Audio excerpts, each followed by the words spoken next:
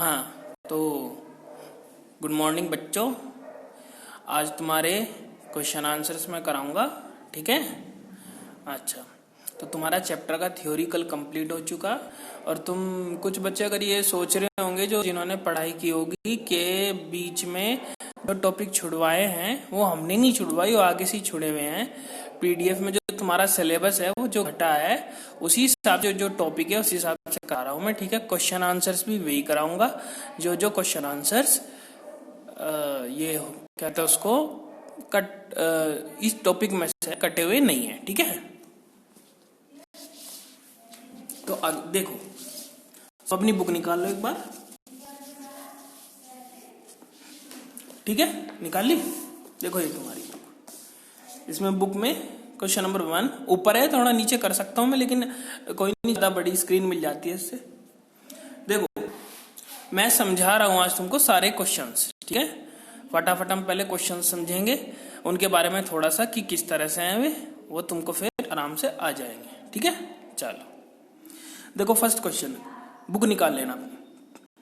Compare the properties of electrons, protons and neutrons, ठीक है।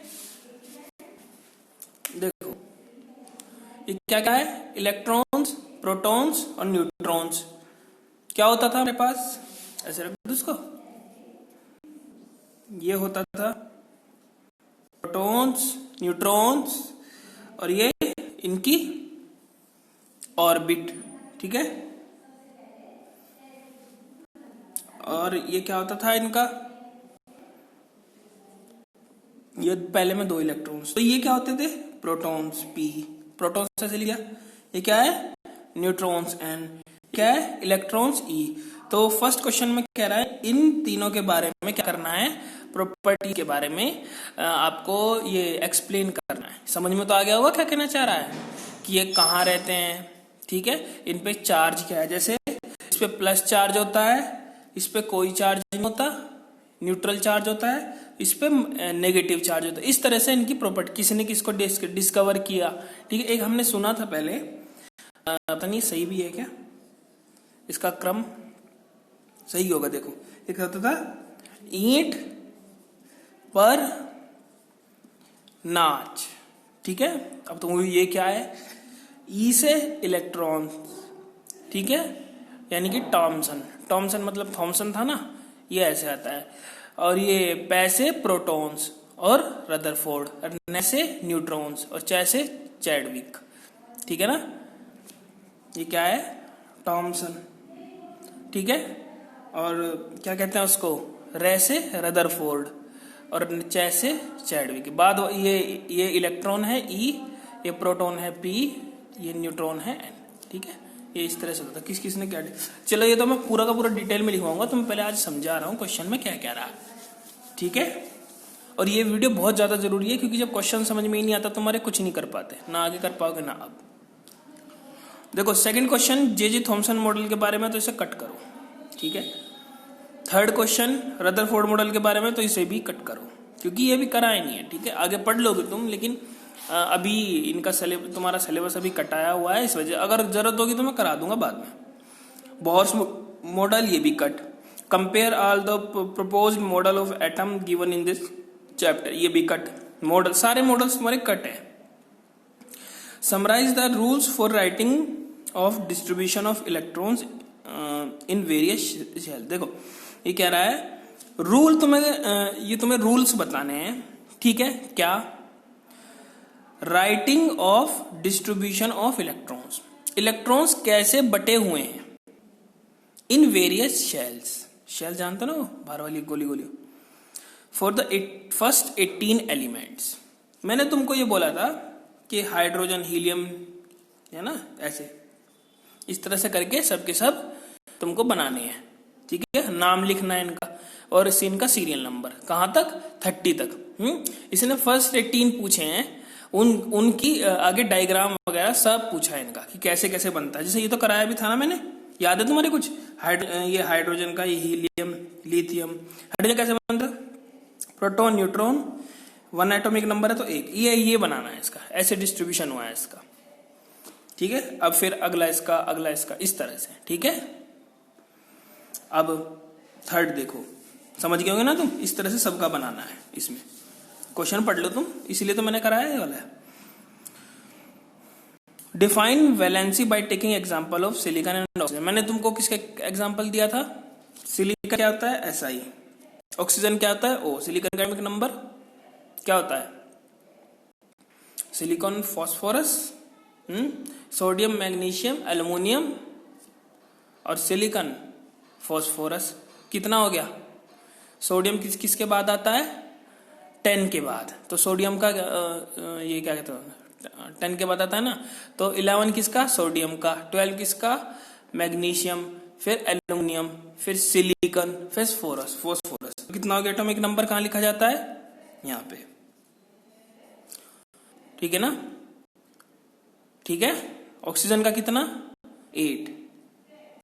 Sorry बताता हूं कैसे। Hydrogen, helium, lithium, beryllium, boron, carbon, nitrogen, oxygen. 8वें नंबर पे हो गया ना। जब ऐसे करोगे तब पता लगेगा तुमको। इन दोनों का क्या करना है? वैलेंसी बनानी है। इसका बनाओ पूरा का पूरा, इसका बनाना है पूरा का पूरा, जैसे वो कंपैरिजन किया था ना मैंने 2 में। ठीक है ना? इनका एग्जाम्पल लेकर के किसकी कितनी वैलेंसी है, हाँ, उसके बाद ये कंपैरिजन करना है पूरा का पूरा। जैसे वो लिया था ना तुम, देखना आज वैलेंसी का, तुम अभी खोल के देख लो, तुम्हारे पीछे तुमने रफ नोट्स बनाए होंगे उसमें देख लो। अब नेक्स्ट देखो, कराऊंगा मैं सारे, आज तुम्हें समझाने का है। देखो प्रॉब्लम जानते हो क्या है? आज तक तुमने क्वेश्चन ही नहीं समझा है। तुमसे क्वेश्चन समझना ही नहीं आता है, मैं गारंटी लेता हूं, मैं जानता हूं अच्छे से। जब क्वेश्चन नहीं समझोगे तुमसे आंसर भी आता है, कुछ नहीं कर पाते। 50% से छोड़ो, 60% आंसर तभी खत्म हो जाता है तुम्हारा जब तुम क्वेश्चन पूरा समझ लो कि कहना क्या चाह रहा है। मैंने गलत बोला है क्या? आज मैं इतने क्वेश्चन नहीं कराऊंगा, शायद ज्यादा ना हो पाए, सारे ना हो पाए, लेकिन जितने होंगे तुम अच्छा उससे अगला क्वेश्चन खुद पढ़ के देखना। समझ रहे हो ना? खुद पढ़ के देखना। और मैं जब कल को कराऊंगा तुमको, तो तुम ये चेक करना कि मैं सही कह रहा था कि गलत। बताऊंगा, चलो देखो। एक्सप्लेन, ये क्या है? Question number 8। Explain with examples atomic number, mass number, isotopes, isobars, give any 2 uses of isotopes. क्या क्या चीजें हैं? एटॉमिक नंबर वही क्या होता है, एग्जाम्पल बताना है। कोई भी दिमाग में आया होगा एकदम, Z होता है और सीरियल नंबर लिखा जाता है, वही चीजें सब चीज। मास नंबर क्या होता है? जो ऊपर लिखा जाता है उसका एग्जाम्पल के साथ। आइसोटोप क्या होते हैं? आइसोबार क्या होता है? मैंने लास्ट वाले लेक्चर में अच्छे से बताया, समझ रहे हो ना? कोई भी 2 यूज बताने हैं आइसोटोप्स के। अब कहोगे यूज कहाँ होते हैं? ठीक है, अब कार्बन है, कार्बन के 2 यूज हैं, 2 आइसोटोप हैं, same atomic number, different atomic mass. अब उसका यूज बताना है कैसे होता है, बस, और कुछ नहीं है। यूज तो यूज कॉन्सेप्ट नहीं है, बस यूज ऐसे होता है जैसे कि जनरल नॉलेज टाइप चीजें होती है ना, बस ये है मेन। तुम्हारी केमिस्ट्री यहीं तक थी, आइसोबार्स तक। आगे तो ये तुम्हारा केवल वो है, क्या कहते हैं उसको, क्वेश्चन पूछ ले कि तुम बताओ रोजमर्रा की जिंदगी में कैसे इस तरह से करके होता है ना। अब Na पॉजिटिव दिख रहा होगा तुमको, ये इसको मैं थोड़ा बताता हूं। क्वेश्चन नंबर 9 में तुम्हारा क्या लिख रहा है? Na positive. और तुम कहोगे इसका मतलब क्या है? कहोगे ना इसका मतलब क्या है? Na पॉजिटिव का मतलब क्या है? मैं तुमको बताता हूं। देखो, ये जो Na पॉजिटिव है, मिटा दूं, ये जो Na पॉजिटिव है ये किससे बना है जानते हो? ये बना है Na से। तो पता ही है तुमको, सोडियम होता है, इसका एटॉमिक नंबर 11 होता है। अब देखो इसका 11 होता है तो इसका इलेक्ट्रॉनिक कॉन्फ़िगरेशन क्या होगी? पहले में 2, फिर 8। मैक्सिमम नंबर ऑफ इलेक्ट्रॉन कितना हो गया? 8 और 2 10 और 1 11। ठीक है, समझ गए? ये भी बना देता हूं तुम्हारा इसका। प्रोटॉन, न्यूट्रॉन, इसकी 3 शेल हैं, दिख रही है ना? 1 2 3, 1 2 3। ठीक है,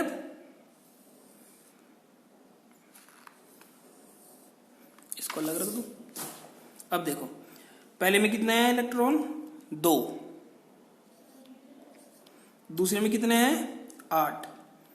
1 2 3 4 5 6 7 8। ठीक है, थर्ड में कितने हैं? 1 इलेक्ट्रॉन, बस। समझ रहे हो ना?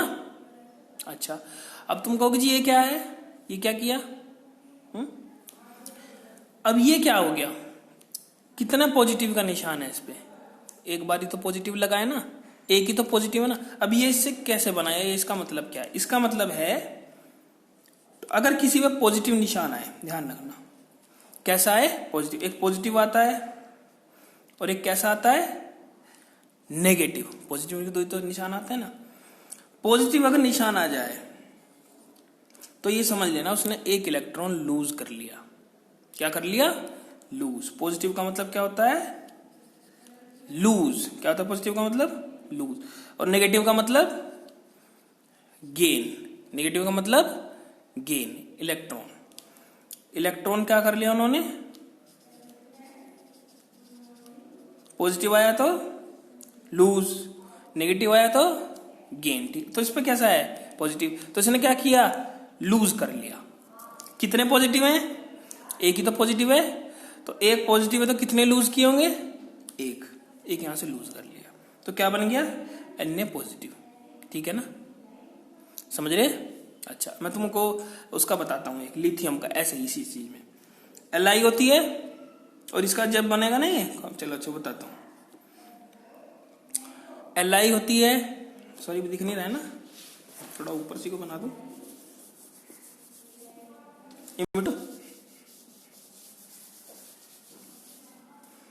देखो Li का बताता हूं। Li है 3, ठीक है ना। उसके बाद मैं कहता हूं कि ये Li पॉजिटिव बन गया। कैसे? पहले इलेक्ट्रॉन कितने थे इसमें? 3 है ना, तो पहले में मैक्सिमम 2 आ सकते हैं, फिर 1 आ सकता है। अब कितने पॉजिटिव है इस पे? 1 पॉजिटिव। इसका मतलब 1 क्या कर लिया इसने? लूज कर लिया। इलेक्ट्रॉन क्या कर दिया? लूज। तो आखिरी वाला जब 1 लूज कर लिया तो 1 घटा दिया इसमें से, इतने तो 2 ही तो बचेंगे, ये इतना ही रहेगा। कभी इसको भी घटा दो, एटॉमिक नंबर इसका। ठीक है ना, समझ ना? हाँ, क्योंकि लिथियम ही है, यहां एटॉमिक नंबर लिखा जाता है। ठीक है ना, कभी तुम ये कहो कि इसको भी घटाओ, नहीं। अब ये देखो तुम्हारा हो गया काफी। अब देखो आगे तुम्हारा क्या है। इफ ब्रोमीन, 10 तक तो करा दूं। If bromine is available in the form of से 2 आइसोटोप्स। ये ब्रोमीन है, जैसे कार्बन के थे ना, मैं बताता हूं।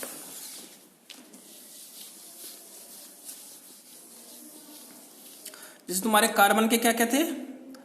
C6, 12 और 14, ये दोनों एक दूसरे के क्या थे? Z सेम है ना, सेम।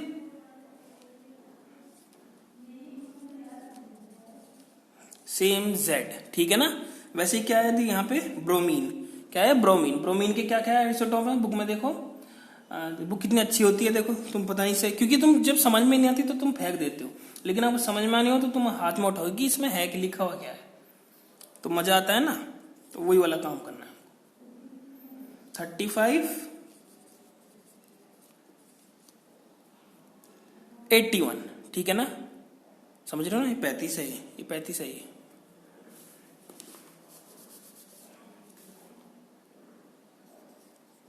ठीक है, तो ये क्या पूछ रहा है? ये 2 आइसोटोप की फॉर्म में मिल रहा है। अच्छा, calculate the average atomic mass of bromine atom. Average atomic mass, ठीक है ना, समझ रहे हो ना। एवरेज जानते हो क्या होता है? मान लिया हमको किसी चीज का एवरेज निकालना है, जैसे मान लियो हमको पूछ रहा है कि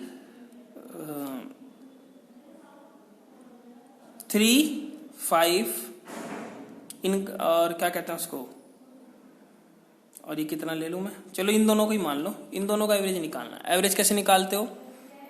काउंट कर लो कितनी ये वैल्यूज हैं, कितनी वैल्यूज हैं? 1, 2, 2 है ना। अच्छा, 2 से तो डिवाइड कर दो, और टोटल ऊपर कितना लिखा हुआ है? 5, 6, 7, 8, इन सबको जोड़ दो। इसमें ऐसे समझ लो, फॉर्मूला इसका ऐसा होता है कि जैसे कि ये है ना पहली वाली वैल्यू, तो जैसे मान लो कि ये नंबर ऑफ वो सम ऑफ क्या कहते हैं उसको, जितनी वैल्यू होती है वो डिवाइड बाई एन, एन होता है इसका कितनी वैल्यूज है इसमें, ठीक है ना, समझ रहे हो ना, सम ऑफ वैल्यूज है, ठीक है ना, ऐसे ही है थोड़ा सा। तो क्या कहते हैं उसको मैथ्स में तो तुमने एवरेज निकाला ही होगा, तो कितना हो गया 8 4, इनका एवरेज क्या आ गया 4, समझ रहे हो ना। अच्छा, जैसे कि तुम्हारे किसी सब्जेक्ट में कितने नंबर हैं, एक में 19 हैं, एक में 21 हैं, तो एवरेज कितना हो गया, दोनों को प्लस करके 2 से भाग कर दो। अगर 3 सब्जेक्ट में हैं तो 19 21 और 20 ही लगा लो, तो तीनों को ऐड करके 3 से डिवाइड कर दो, समझ रहे हो ना एवरेज। तो ऐसे ही इनका एवरेज है मास नंबर, मैं बताऊंगा पूरा का पूरा कैसे निकालना है, ठीक है ना। तो ये 10th क्वेश्चन तक हो गए तुम्हारे। अब तुमको क्या करना है, एक बार घर पे 11 क्वेश्चन और 12 क्वेश्चन पढ़ के देखना, खुद से देखते तुम कितना समझते हो। और कल को अपने आप ही, अगर तुम ये नहीं पढ़ा, ध्यान रखना, जिसने नहीं पढ़ा उसको ये नहीं पता लगेगा उसकी कमी कहाँ है। तुम उसको पढ़ना अच्छे से, ठीक है ना, समझे। तो तुमको मैं कल को बताऊंगा कि ये प्रॉब्लम कहाँ होती है, तुम आंसर नहीं दे पाते। अगर तुमने सोचा होगा जितने सारे क्वेश्चन हैं, एक एक क्वेश्चन जितने भी हैं तुमसे खुद से आना चाहिए था, क्योंकि मैंने सारे बता चुका है। समझ रहे हो ना मैं क्या कहना चाह रहा हूँ। एक एक क्वेश्चन जो अभी मैंने बताया है वो तुमको मैं बोर्ड पे सारे लेक्चर्स में बता चुका। अगर तुमने एक बार भी देखा होगा उसको तो तुम्हारे दिमाग में कहीं ना कहीं आ जाना चाहिए था क्वेश्चन पढ़ते ही सार। लेकिन क्योंकि तुम्हें क्वेश्चन में ही नहीं पता, एक ऐसे समझ लो तुमसे बस वो वाली प्रॉब्लम है कि इंग्लिश की हिंदी बनाना, समझ रहे हो ना। मतलब ऐसे समझ लो इंग्लिश की हिंदी बनाना, तो मैंने ज्यादा कह दिया कि तुमको उस क्वेश्चन में समझ आ रहा है क्या कि मैं क्या कह रहा हूं, समझ रहे हो ना।